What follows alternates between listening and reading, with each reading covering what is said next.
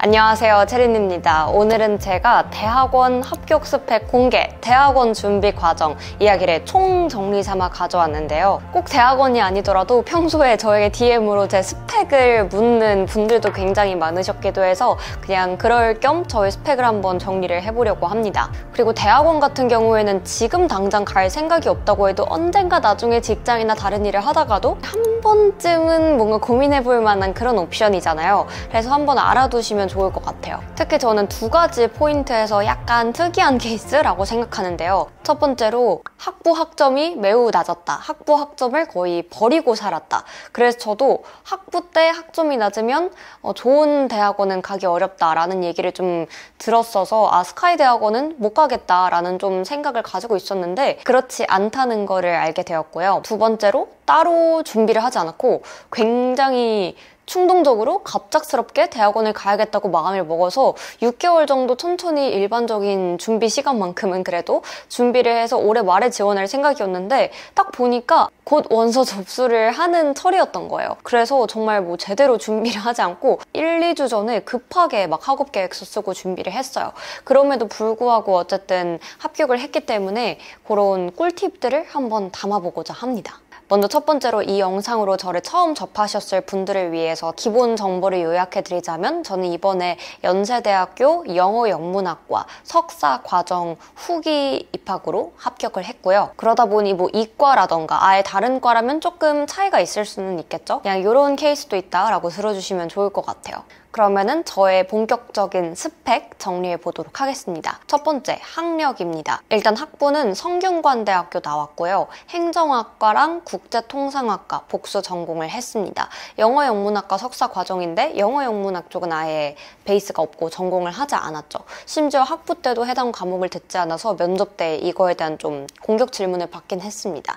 자세한 면접 후기는 다른 영상에 있으니까 참고해 주시고요. 그리고 고등학교는 용인외대부고 용인외고라고 알려져 있는 곳을 나왔고 이 대학원 가기 전에는 고려대학교 맥쿼리 통번역대학원 석사 과정을 1년 다녔습니다. 고려대 맥쿼리 다니다가 이 연대 영어영문학과로 옮기는 이유에 대해서는 제 이전 영상에도 소개해놨으니까 참고해주시면 좋을 것 같고요. 가장 제가 걱정했던 거, 저는 떨어진다면 이것 때문에 떨어질 거라 생각했어요. 바로 학점인데요. 제가 학부 때 조금 일도 일찍 하고 하면서 학점을 거의 버리면서 살았습니다. 그래서 약간 선택과 집중을 해야 된다라고 하면서 그 선택 안에 들지 못했던 게 학점이라서 학점이 낮았는데요. 3점대 중반이었고 일반적으로 학점이 갈수록 우상향하는 게 대부분이고 좋은 케이스잖아요.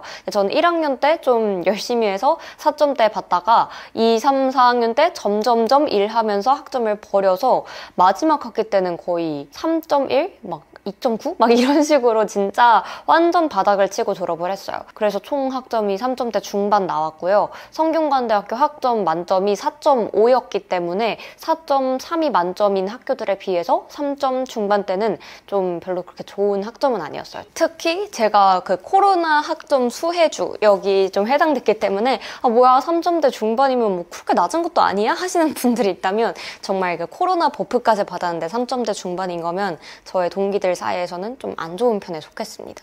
그래서 나중에 저는 대학원을 간다면 이게 제 발목을 잡을 거라고 생각을 했고요. 어쨌든 연세대 대학원 가는 데는 문제가 없었고 다른 서울대 대학원은 제가 써보질 못해서 모르겠습니다. 그리고 저의 영어 공인 어학 점수는 토익 스피킹 만점, 오픽 AL, 그리고 토익 950이 있었어요. 근데 950 받았던 게 꽤 예전이고 그 이후로 시험을 안 봤거든요. 그래서 이게 다른 일반 학과라면은 뭐 950도 쏘쏘하고 괜찮으니까 충분히 낼 수 있었는데 연세대 영어영문학과를 쓰면서 토익이 거의 만점인 친구들도 많이 쓸 텐데 950을 내는 게 그렇게 메리트가 있어 보이진 않는 거예요. 그래서 아예 950은 아예 안 썼어요. 그냥 토익 스피킹이 만점이라서 그냥 만점인 것만 내고 토익은 아예 안 썼습니다. 그 다음 두 번째, 학교 선택 기준인데요. 제가 대학원을 지원하기 전에 고려했던 학교는 3개가 있었어요. 서울대 영어영문학과, 연세대 영어영문학과 그리고 이화여대 통번역대학원 이렇게 있었는데요. 통번역대학원을 가서 완전 통역 루트로 제대로 영어를 파볼지 아니면은 완전 학술적인 느낌으로 영어를 파볼지를 좀 끝까지 고민을 많이 했어요. 근데 일단 어차피 통번역대학원은 이번에 쓸 수 없었고 한 6개월 있다가 지원이 열리기 때문에 이번에는 그냥 서울대 연대를 써보자 라는 마음이었고, 서울대는 찾아보니까 탭스 시험 점수가 필요하더라고요. 그게 지원 자격 요건인데 제가 굉장히 급하게 지원을 했기 때문에 당장 탭스 시험을 보더라도 지원 기간 내에 점수도 안 나오는 상황이었어서 아예 쓸 수가 없었습니다. 그래서 사실상 저는 연대를 선택하게 됐던 거기도 하고요. 또 대학원 같은 경우에는 교수님과의 합이 되게 중요하다고 알려져 있는데, 관련해서 교수님을 좀 찾아봤을 때 연세대 영어영문학과에서 제가 가고자 했던 언어학 교수님이 굉장히 제가 관심 있는 연구 분야에 관련해서 논문도 많이 쓰시고 제가 딱 교수님을 잘 따라가고 싶다는 욕구가 들더라고요. 그래서 아무래도 그냥 학부생이 아니라 석사생이다 보니까 담당해 주실 교수님이 나와 조금 연구 핏이 맞는 분이신지 이런 거 찾아보는 게 좀 중요했던 것 같아요. 그래서 연세대 영어영문학과 교수님 논문을 좀 많이 찾아봤고 굉장히 알맞다고 해서 지원하는 데 큰 문제가 없었습니다. 그 다음 세 번째, 저도 지원하기 전에 되게 많이 고민했던 건데요. 추천서 받아야 되는지 교수님과 뭐 사전 랩실 컨택해야 되는지 이 두 가지 부분이었어요. 이거는 과마다도 정말 다를 수 있는데요. 일단 저의 경우에 한해서 말씀을 드리자면 저는 진짜 급하게 지원하느라고 추천서도 안 받았고요. 사전 컨택도 안 했습니다. 근데 이게 과인 경우에는 랩실에 들어가야 돼서 사전 컨택이 좀 많이 중요한 걸로 알려져 있는데, 일단 저는 완전 언어 쪽이기도 하고 랩실이라는 개념이 잘 없어서 사전 컨택 없이 추천서도 없이 그냥 일단 지원을 했습니다. 이랬는데도 충분히 붙을 수 있다라는 케이스를 알려드리고 싶었습니다. 논문 같은 거를 기존에 뭐 학부 때 잘 쓰진 않지만 관련해서 쓰면은 좋다고는 하는데 저는 관련해서 논문 쓴 경험도 없고 봉사활동도 없었습니다. 근데 그나마 제가 면접 때 어필을 했던 거는 제가 나왔던 고등학교에서 그런 식으로 고등학교 때부터 소논문 쓰는 이런 연구하는 활동들이 굉장히 활발하게 되어 있었어요. 그래서 그때 제가 영어 언어학에 대해서 조금 연구를 했었거든요. 저는 그때부터 이런 영어의 발음체계, 발성체계 이런 거에 대해서 좀 관심이 많았어서 그때도 영국의 RP, 영국 발음, 액센트에 대해서 좀 연구를 해서 소논문? 논문까지는 아니고 그냥 고등학교 수준의 소논문을 썼었습니다. 사실 그게 지금 생각하면 뭐 대단한 소논문이라고 하기도 창피한 그냥 보고서 수준이긴 한데, 그래도 어쨌든 고등학교 때부터 꾸준히 여기에 관심이 있었고 또 제가 전공을 대학교 때 하지 않았다 보니까 그렇게라도 좀 관심을 어필하려고 했던 것 같아요. 그 다음은 제가 합격 후에 느낀 이런 사람이 뽑히는구나 하는 기준이었습니다. 제가 대학원 준비하면서 정말 궁금했던 게 도대체 합격하고 불합격하는 기준이 뭐지? 도대체 뭘 해야 뽑히지? 하는 게 너무너무 답답했어요. 그리고 심지어 이게 후기 지원 때는 석사생 모집 인원도 안 정해져 있더라고요. 학교마다 다를 수 있는데 인원이 딱 정해져 있지 않고 경쟁률이 딱 뜨는 것도 아니라서 뭐 이게 몇 퍼센트가 붙는 거죠? 어떤 기준으로 붙고 떨어지는 거지? 이거에 대한 좀 고민이 많았는데요.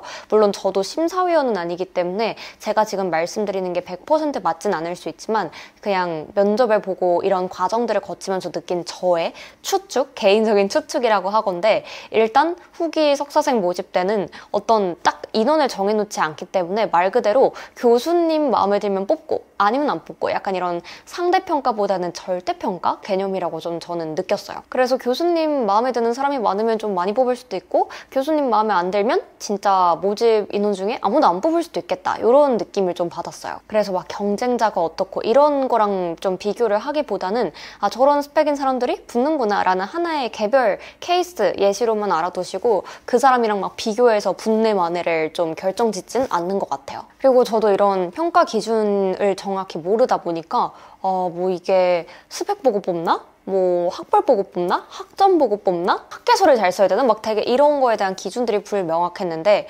일단 저는 학점은 정말 안 좋은 수준이었고요. 학벌 같은 경우에는 일단 연대 고대인 친구들도 연대 대학원을 많이 쓰는 것 같은데 연대 고대는 아니었고 성균관대였으니까 막 학벌적으로 엄청 메리트가 있는 그건 아니었던 것 같아요. 그렇다고 막 마이너스가 있는 수준도 아니었을 것 같고요. 그리고 학업 계획서는 좀 잘 썼다고 면접 때 칭찬받았어요. 그래서 학업 계획서가 아마 제가 학점을 조금 커버할 수 있었던 요인이지 않을까 싶어요. 학업계획서에 대한 내용은 조금 이따 더 자세히 얘기해 볼게요. 그리고 제가 느낀 평가 기준은 적어도 면접에서는 좀 이 사람이 학벌 세탁용으로 요즘 대학원에 많이 가잖아요. 학부보다 좋은 대학원 가서 학벌을 세탁하려는 그런 목적에서. 그래서 이 지원자가 그냥 단순히 학벌, 네임밸류를 높이기 위해서 그냥 간판용으로 지원을 하는 건지, 아니면 정말 여기서 연구의 뜻이 있고 막 열심히 할 그런 생각이 있는 건지, 진짜 관심이 있는지, 이거를 조금 알아보고 싶어 하셨다고 전 느꼈어요. 그리고 저도 면접 후기에서 풀었듯이 면접 끝나고 제가 이렇게 문이 닫혔는데 교수님들끼리 서로 말씀하시는 이야기를 제가 우연히 엿듣게 됐을 때, 아, 되게 아나운서고 약간 화려한 걸 좋아할까봐 걱정을 했는데 되게 열심히 할 것 같다, 이런 식으로 안심을 하시는 듯한 토크가 이어졌거든요. 그래서 좀 너무 면접 때도 저 화장 거의 안 하고 선크림 바르고 정말 공부만 열심히 할 것처럼 수수하게 하고 갔거든요.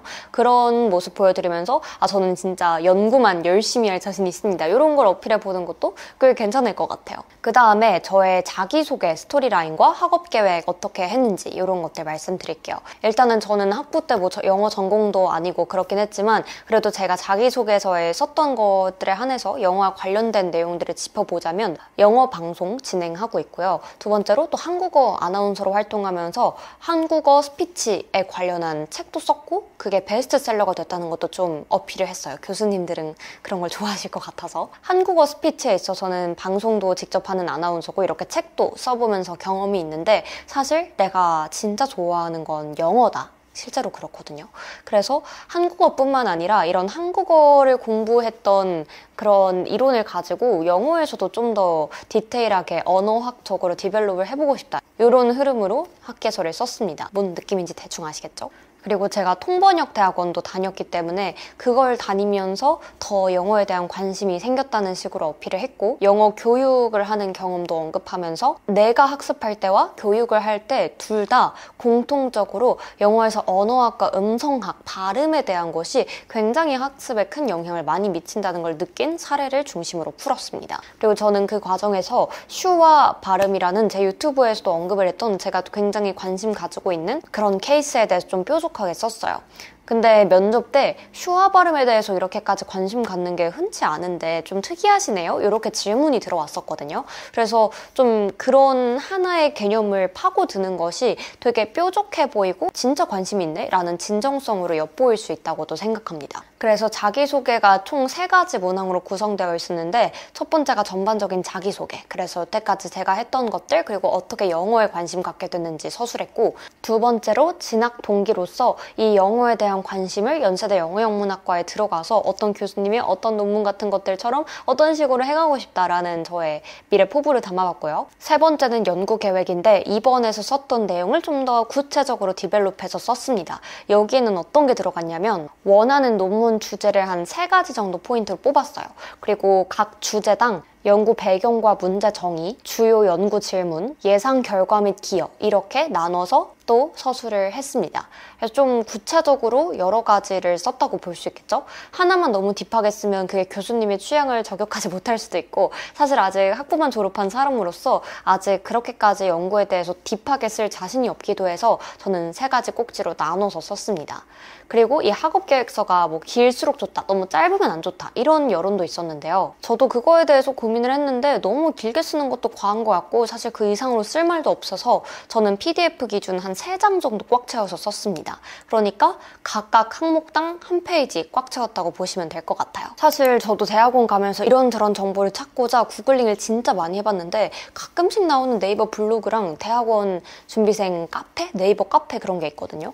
그것도 들어가긴 했는데 진짜 다 자료가 없고 너무 도움이 안 됐어요. 진짜 자료가 1도 없고 이게 과마다도 다를 수 있지만 워낙 제 과는 소수과이기 때문에 더 없더라고요. 그래서 사실 자료 찾는 데가 어디예요? 어디서 정보 구했어요? 많이 여쭤보셨는데 그냥 못 구했습니다. 저도 진짜 1도 모르는 완전 흐릿한 상태에서 그냥 저의 스타일대로 좀 지원을 했고, 그래서 붙으면은 나라도 유튜브에 좀 정보를 많이 마련해 둬야겠다라고 생각을 했어서 좀 도움이 되셨기를 바랍니다. 이것보다 더 자세한 내용을 알고 싶다면 사실 면접 후기 들으시는 게 가장 정확하실 것 같아요. 그래서 면접 후기 영상도 이미 찍어놨으니까 이거 참고해보시면은 어떤 식으로 어떤 걸 궁금해하고 어떤 걸 물어보고 어떤 인재상을 원하는지 또 어떻게 대답했는지도 제가 말씀드렸거든요. 그래서 훨씬 감잡기 쉬우실 테니까 대학원 입시에 관심 있으신 분들은 제가 찍어놓은 면접 영상 보시면 좋을 것 같고, 또 제가 왜 이 통번역대학원을 그만두고 여기에 왔는지 이런 질문도 진짜 많이 오는데 이전 영상에서 찍어놨으니까 그거 참고해보시면 좋을 것 같습니다. 또 일단 제가 개괄적으로 떠오르는 것들은 정리를 해봤는데 추가적으로 궁금하신 거 댓글로 남겨주시면 제가 가능한 선에서 최대한 답변을 드리겠습니다. 그럼 저는 앞으로 대학원 라이프로 또 영상 찾아오도록 할게요.